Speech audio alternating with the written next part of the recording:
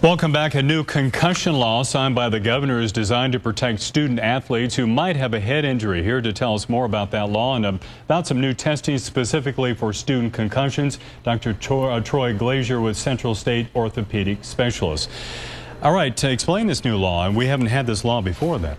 So this new law helps any student athlete with concussion is to be removed from play and evaluated by a licensed healthcare provider, and then not allowed to return to play or practice without being cleared by that licensed healthcare provider.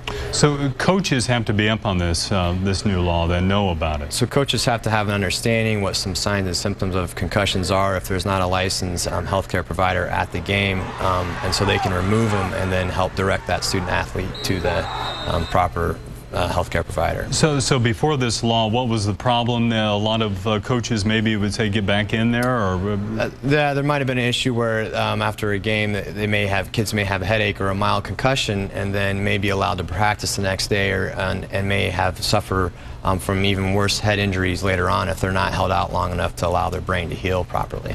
Give us an idea, how dangerous are head concussions? Concussions is a traumatic brain injury, and it can be very mild to very severe, where they can have some symptoms of just memory confusion to even being completely knocked out, and then have to be evaluated by an emergency room. And the concern also is that if someone is knocked out or has a more complex concussion, how do we know it's a concussion versus an actual, like a head bleed or something worse? Something worse than that. And once you have a concussion, are you more apt to get one after that? Yeah, you're more susceptible to it, to getting a second concussion. And the other scary thing is if you don't let the first one heal, then if they're returned to play too soon, then you worry about a condition called second impact syndrome, where someone can get hit again, very subtle, and have even severe brain damage from that. Okay.